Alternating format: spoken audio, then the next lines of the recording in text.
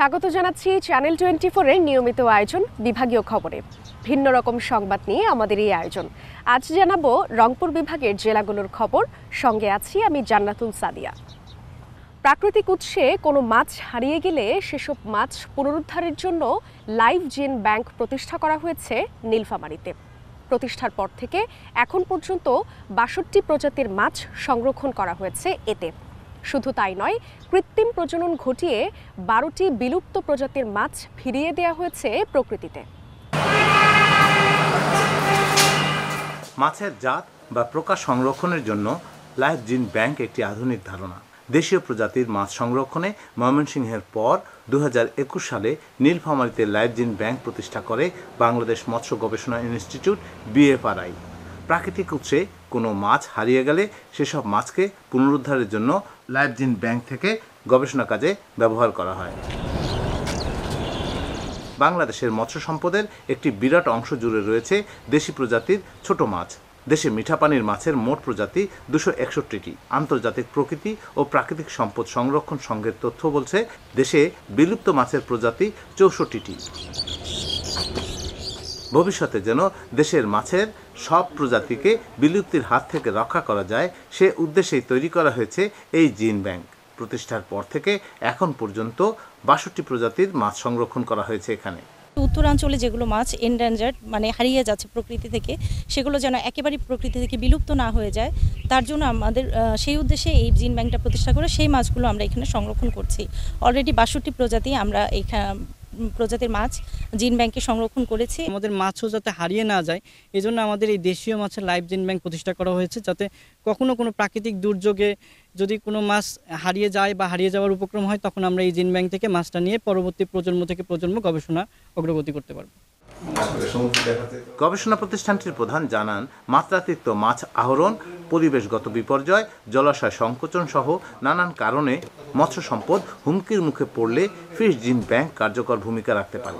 দেশকে মাছের স্বয়ংসম্পূর্ণ রাখতে এবং সুস্বাদু ও পুষ্টিগুণ সম্পন্ন মাছের উৎপাদন বাড়াতে জিন ব্যাংক অত্যন্ত গুরুত্বপূর্ণ অবদান রাখছে। কার্নিভোরাস, কেউ হার্বিভোর, কেউ ডেট্রিভোরস। এখন মাছের এই প্রজাতিগুলো যদি আমরা একটি জিন ব্যাংকে রাখি তাহলে একটি সমস্যা হতে পারে, হার্বিভোর মাছটা যে কার্নিভোর মাছ হয়তো হার্বিভোর মাছকে খেতে পারে। তাই আমরা চিন্তা করতেছি যাতে এই মাছগুলোর তাদের গ্রুপ ভিত্তিক আলাদা আলাদাভাবে আমরা সংরক্ষণ করতে পারি এবং সংরক্ষণ করে যাতে বিলুপ্তের হাত থেকে আমরা রক্ষা করতে পারি, এইটারকে লক্ষ্য রেখেই আমরা এই জিন ব্যাংকের কাজ করতেছি। এটা ভবিষ্যতে ইনশাল্লাহ আশা করি যে মাছগুলো হারিয়ে যাচ্ছে এগুলো আর হারাবে না। সৈয়দপুর স্বাদুপানি মৎস্য গবেষণা উপকেন্দ্র প্রতিষ্ঠার পর থেকে এখন পর্যন্ত সফলভাবে কৃত্রিম প্রজনন ঘটিয়ে ১২টি বিলুপ্ত প্রজাতির মাছ প্রকৃতিতে ফিরিয়ে দিয়েছে। Raihan Sabuktagin, channel 24, Nilphamari. Banner, festoon আর বিলবোর্ডে ছেয়ে গেছে ঠাকুরগাঁও জেলা শহর। গাছে লোহার পেরেক দিয়ে ঝুলানো হচ্ছে এসব। এতে নগরীর সৌন্দর্যহানির পাশাপাশি মারা যাচ্ছে অনেক গাছ, অথচ সুযোগ সন্ধানীদের বিরুদ্ধে কোনো ব্যবস্থাই নিচ্ছে না প্রশাসন।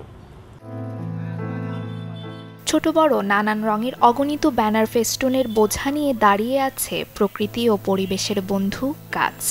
শহর এবং শহরের বাইরে রাস্তার পাশে দেখা মেলে এমন নৃশংসতার।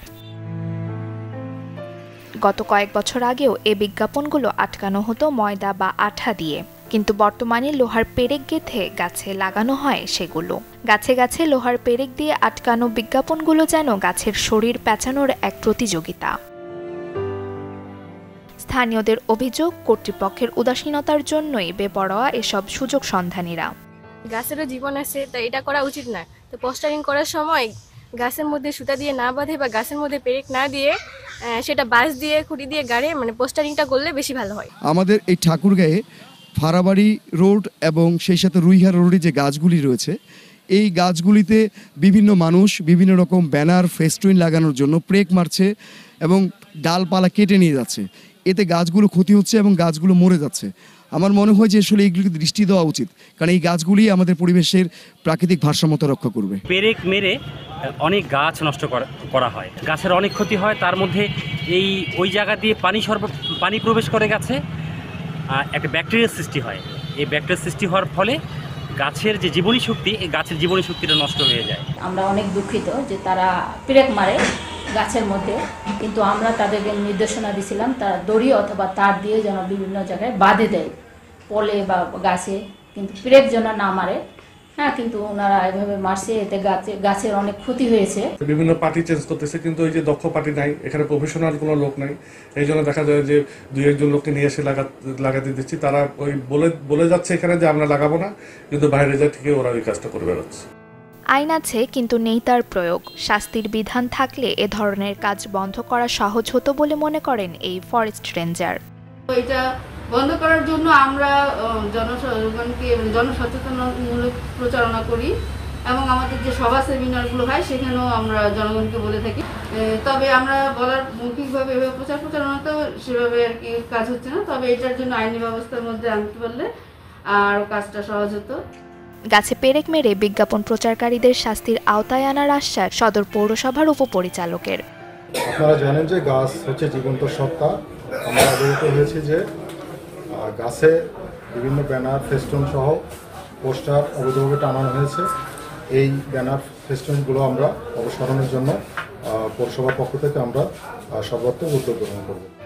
গাছের অক্সিজেনে মানুষ বাঁচে। গাছের অকাল মৃত্যুতে যেমন পরিবেশের মৃত্যু ঘটায়, তেমনি মানুষেরও। সময় এসেছে আইনের সর্বোচ্চ বাস্তবায়নের মাধ্যমে এ থেকে পরিত্রাণের। Desk report, channel 24। পিঠা উৎসব, কৃতি শিক্ষার্থীদের সংবর্ধনা, নবীনবরণ, সাংস্কৃতিক অনুষ্ঠান, অভিভাবক সমাবেশ সহ নানা জমকালো আয়োজনে পালিত হয়েছে রংপুরের ঐতিহ্যবাহী শুকুরের হাট উচ্চ বিদ্যালয়ের ৮৩তম প্রতিষ্ঠা বার্ষিকী। এমন আয়োজনে আসতে পেরে আবেগে আপ্লুত শিক্ষার্থী, অভিভাবক এবং শিক্ষকরা। তৈরি হচ্ছে ভাপা, চিতই, পুলি, পোয়া পিঠা সহ শীতকালীন নানা ধরনের পিঠা। সাথে তৈরি হচ্ছে গুড় ও চিনির জিলাপি। পাশাপাশি পিঠা খাওয়ার জন্য রয়েছে মুখরোচক সুস্বাদু ভর্তা। আর এসব পিঠা ও মজাদার খাবার তৈরি করছেন অভিভাবকরা। এত সব আয়োজন রংপুরের ঐতিহ্যবাহী শুকুরের হাট উচ্চ বিদ্যালয়ের ৮৩তম প্রতিষ্ঠা বার্ষিকী উপলক্ষে। চিতই পিঠা, ভাপা পিঠা, জিলাপি, তারপরে ধনিয়ার পাতার ভর্তা, তারপরে হচ্ছে গুড়, এগুলো তৈরি হচ্ছে আমাদের সবার জন্য। চিতই পিঠা, ভাগা পিঠে, সামসা পিঠে খুবই মজা ভাই। এছাড়া স্কুল মাঠে হয় আলোচনা সভা, কৃতি শিক্ষার্থীদের সংবর্ধনা, নবীনবরণ, অভিভাবক সমাবেশ ও সাংস্কৃতিক অনুষ্ঠান। সাবেক বর্তমান শিক্ষার্থী, অভিভাবক ও শিক্ষকদের উপস্থিতিতে যেটি মহাসম্মেলনে পরিণত হয়। বাহারি রঙের পোশাকে অনেকে এসেছেন বর্ণিল সাজে। কেউ দিচ্ছেন আড্ডা, কেউ স্মৃতিগুলো ধরে রাখতে মুহূর্তগুলো করছেন ক্যামেরাবন্দি, কেউ বা আবার বন্ধুদের সঙ্গে তুলছেন সেলফি। আমাদের যে এত বড় একটা সম্মাননা দিচ্ছে, এটা আমরা কখনো ভাবতে পারি না যে আমাদের বিদ্যালয় আমাদেরকে কখনো এত বড় একটা সম্মাননা দিবে। আমরা অনেক খুশি। আমাদের স্কুল থেকে এত বড় আয়োজন, এইবারে প্রথমবার আমাদের স্কুলে এরকম আয়োজন হচ্ছে, সেটা গর্বের একটা বিষয়। এটা আমাদের খুবই ভালো লাগছে। আমরা ভালো রেজাল্ট করে এত বড় সম্মাননা পাইতেছি, এটা অনেক ভালো লাগতেছে। সম্মাননা পাওয়াটা বড় কথা না, আমরা সব ফ্রেন্ডস একসঙ্গে হইছি অনেক দিন পর, এটাতে মানে অনেক এক্সাইটেড হয়ে আছি। কারণ হচ্ছে আমরা ভাবতে পারিনি যে আমাদের স্কুলে এমন বড় অনুষ্ঠান হবে। এই অনুষ্ঠানে যে করতেছে তাকে অসংখ্য ধন্যবাদ। সাবেক বর্তমান শিক্ষার্থীদের একসাথে পেয়ে শিক্ষকরাও স্মৃতিচারণ করতে গিয়ে হয়ে ওঠেন আবেগে আপ্লুত। যারা এসএসসিতে A+ পেয়েছে তাদের এই অনুষ্ঠান, এবং অনুষ্ঠানটা আমরা খুব জাঁকজমক করতে পারছি ইনশাল্লাহ। ছেলে মেয়ে আছে, এলাকাবাসী, অভিভাবক আছেন। আমাদের প্রথম পর্যায়টা শেষ করলাম, দ্বিতীয় পর্যায়ে আলোচনা শুরু হবে।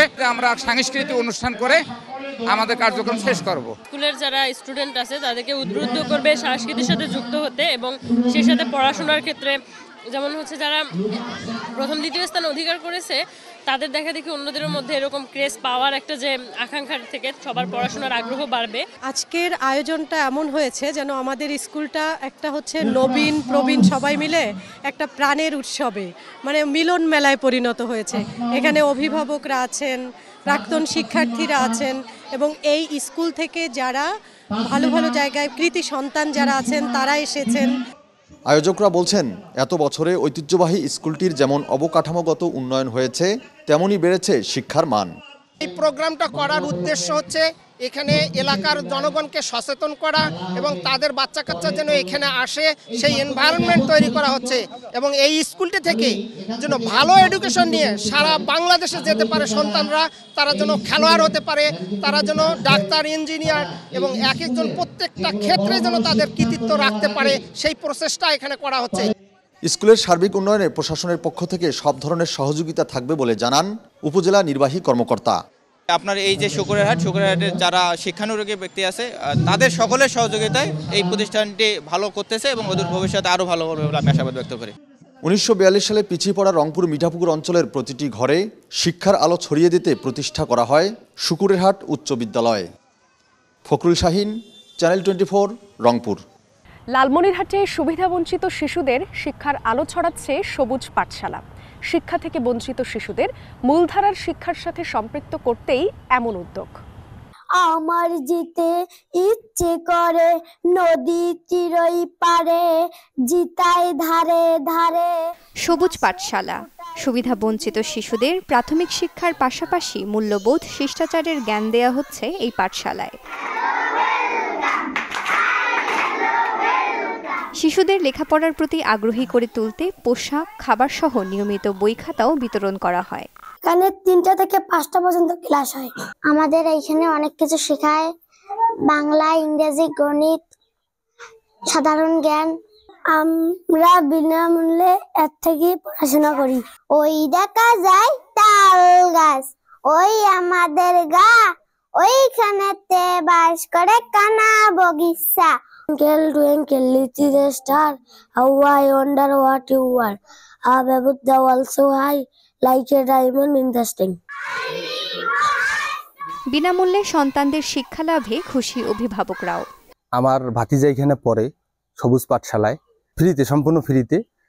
এটা প্রায় 3 বছরের মতো চলতেছে এই প্রতিষ্ঠানটা। সব মিলিয়ে আর কি এখানে এই প্রতিষ্ঠানটায় অনেক সফলতার সাথে শিক্ষা গ্রহণ করতেছে সবাই। ভালোভাবে পড়াশোনা চলছে এবং ক্লাসও চলছে, ছেলে মেয়েরাও ভালোভাবে লেখাপড়া করার আগ্রহী আছে। শিক্ষকের কিছু ব্যবস্থাপনা করলে ভালো হয়। পাঠশালাটিকে বিদ্যালয়ে রূপান্তর করতে প্রয়োজন সরকারি পৃষ্ঠপোষকতা। এতে সুবিধাবঞ্চিত আরও অনেক শিশু শিক্ষার আওতায় আসতে পারবে বলে মনে করছেন সংশ্লিষ্টরা।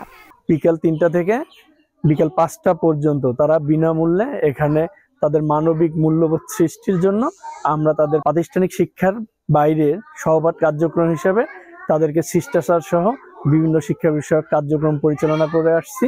গ্রিন ভয়েস কর্তৃক পরিচালিত এখানে তাদেরকে আমরা বিনামূল্যে খাতা, বই এবং বিভিন্ন শীতের সময় সোয়েটার থেকে শুরু করে বিভিন্ন ধরনের উপহার সামগ্রী দিয়ে থাকি। এরকম অবহেলিত এলাকায় বাচ্চাদেরকে আমি যেভাবে উদ্যোগ নিয়েছি, সরকারের পক্ষ থেকে যদি কোনো সহযোগিতা আসে তাহলে আমি আশা করি যে সবুজ পাঠশালা একদিন অনেক ভালো কিছু করবে এবং আমাদের 50 জন শিক্ষার্থী একটা সময় হয়তোবা আরো অনেক শিক্ষার্থী সুযোগ পাবে পড়ার জন্য।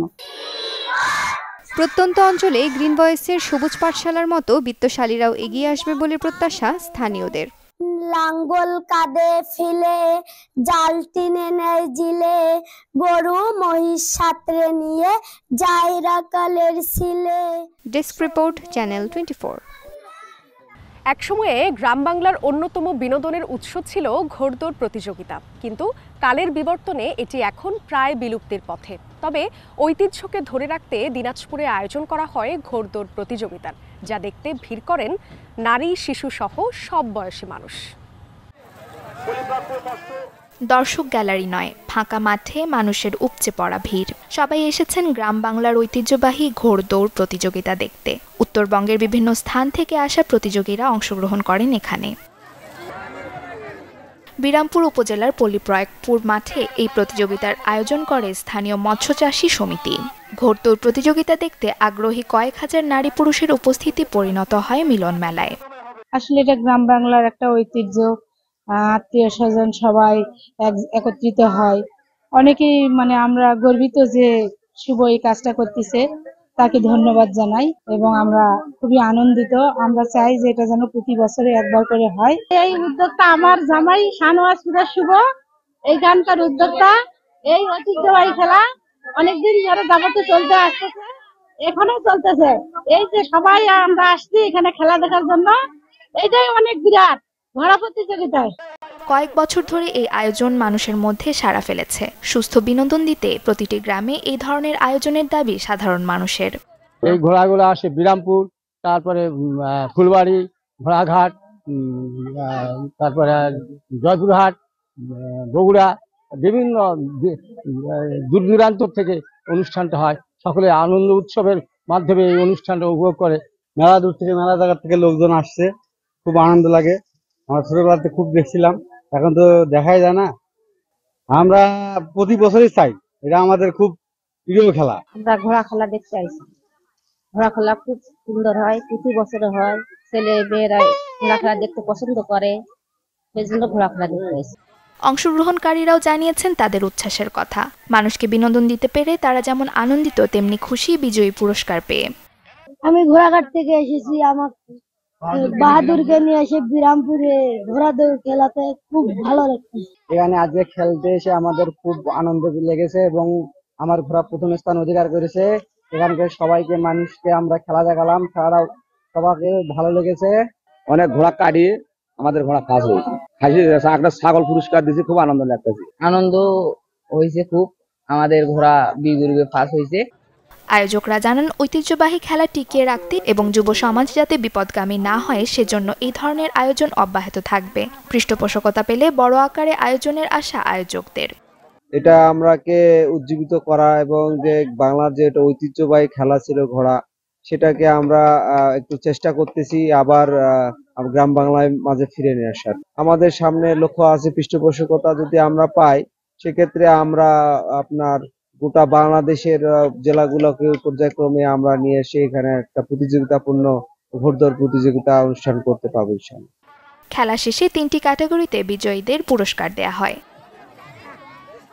Desk report, channel 24। কুড়িগ্রামের নাগেশ্বরীতেও হয়ে গেল গ্রামীণ সংস্কৃতির নিদর্শন ঘোড়দৌড় প্রতিযোগিতা, যা দেখতে দূর দূরান্ত থেকে আসেন হাজারো দর্শক। যেন উৎসবের রূপ নেয়। সুস্থ বিনোদন দিতে প্রতিটি গ্রামে এমন আয়োজনের দাবি সাধারণ মানুষের। আবহমান বাংলার ঐতিহ্যের অন্যতম গ্রামীণ অনুষঙ্গ ঘোড়দৌড় কালক্রমে বিলুপ্তির পথে এ প্রতিযোগিতা। এই ঘোড়দৌড় হয়ে গেল কুড়িগ্রামের নাগেশ্বরীতে। নাগেশ্বরী পৌরসভার হাশেম বাজার এলাকায় ঘোড়দৌড়ের আয়োজন করে স্থানীয় যুব সমাজ। দেখতে ভিড় করেন নারী, শিশুসহ সব বয়সী মানুষ। উৎসবে রূপ নেয় ঘোড়দৌড় প্রতিযোগিতা। যারা এই খেলাটার উদ্যোক্তা তাদেরকে আমাদের অন্তরের অন্তরস্থল থেকে ধন্যবাদ। ঠিক আছে, প্রতিবারের ন্যায় এবং প্রতি বছরের জন্য এই খেলাটা আমরা যেন উপভোগ করতে পারি। আমরা অধিকাংশরাই বাড়িতে বসে মোবাইলে সময় দেই এবং দেখা যায় যে ইউটিউবে, ফেসবুকে, টিকটক বিভিন্ন তথ্য প্রযুক্তির যুগে আমরা ঘরে রুমে থাকি। ঠিক সেই সময় দেখা যায় যে আমরা এমন এক সময় খোলা আকাশের নিচে আমরা একটা ঘোড়া দৌড় প্রতিযোগিতা উপভোগ করতেছি, যেই খেলাটা আমরা অনেকদিন যাবত থেকে আমরা এটা পাই না। তো আমরা এখানে এই ঘোড়া দৌড় প্রতিযোগিতা দেখে অনেকটা আনন্দিত, অনেকটা বিনোদন এমনভাবে আমরা উপভোগ করতেছি যেখানে অনেক ধরনের, অনেক শ্রেণীর মানুষ আসছে। এই খেলা আমাদের মাঝে প্রায় বিলুপ্তর মতো। ইনশাল্লাহ প্রতি বছরের ন্যায় এই বছরও আমাদের হাশেম বাজারে এই ঘোড়া খেলা অনুষ্ঠিত হয়। ইনশাল্লাহ সামনের বছরও এই ঘোড়া খেলা আমাদের মাঝে আবার আসবে। আয়োজকরা বলছেন, চলমান সময়ে মাদকসহ নানা অপকর্মে জড়িয়ে পড়ছে তরুণ ও যুব সমাজ। নেট দুনিয়ায় বুঁদ তরুণ কিশোররাও। তাই আবহমান সংস্কৃতিতে সকলকে ফিরিয়ে আনতেই এ আয়োজন। ইদানিং আর কি একজন বসে পরামর্শ করলাম যে যেহেতু ছেলেপেলেরা বিভিন্ন নেশাগ্রস্ত আসক্ত, তা আমরা এদের থেকে ফেরত নেওয়ার জন্য এই হাশেম বাজার যুব সমাজের উদ্যোগে আমরা একটা ঘোড়দৌড় প্রতিযোগিতার একটা আলোচনা করি এবং তাৎক্ষণিকভাবে একটা পরিবেশ তৈরি করি। লাঠি খেলা, ঘোড়া খেলা তো উঠে গেছে, এখন আমরা হাশেম বাজার যুব সমাজের উদ্যোগে আমরা এটা বহু পরিশ্রম করে এটা করছি। এই জন্য এলাকাবাসী সুশৃঙ্খলভাবে কাজ করছে। বিভিন্ন এলাকার অন্তত 20 জন সওয়ার তাদের ঘোড়া নিয়ে অংশ নেন ঘোড়দৌড়ে। জিতে নেন বাইসাইকেল, টেলিভিশন সহ কয়েকটি পুরস্কার। প্রতিবছর শীত মৌসুমে এমন আয়োজন রাখতে চান আয়োজকরা। ঐতিহ্যের এই আয়োজন ঘিরে হবে গ্রামীণ উৎসব, সংস্কৃতিতে ফিরবে নতুন প্রজন্ম। এই খেলায় অনেক দর্শক উপস্থিতি। এই উপস্থিতির মাঝে আমার এই গ্রাম বাংলার ঘোড়দৌড় প্রতিযোগিতাকে সাফল্য করেছে। আজকে হাসানবাজারের যুব সমাজকে ধন্যবাদ জানাই যে আপনারা পূর্বের হারিয়ে যাওয়া ঐতিহ্যকে ফিরে পাওয়ার জন্য যে উৎসবমুখর অবস্থানে আয়োজন করেছেন, এর জন্য ধন্যবাদ। গ্রাম বাংলার ঐতিহ্য থেকে হারিয়ে যেতে বসেছে এই ঘোড়দৌড় প্রতিযোগিতা। সেই হারিয়ে যাওয়া খেলাকে ফিরিয়ে আনার চেষ্টা করছেন এখানকার আয়োজকরা বলছেন প্রতি বছরের ন্যায় আয়োজন করা হবে এরকম ঘোড়দৌড় প্রতিযোগিতার। অন্যদিকে দর্শকরাও দাবি তুলছেন প্রতি বছর হবে এমন আয়োজন। গোলাম মওলা সিরাজ, চ্যানেল 24, হাসিমবাজার, নাগেশ্বরী, কুড়িগ্রাম। এই ছিল আজকের বিভাগীয় খবরে। আগামীকাল নতুন স্বাদ ও ভিন্ন গল্পে আবারও হাজির হব, সাথেই থাকবেন।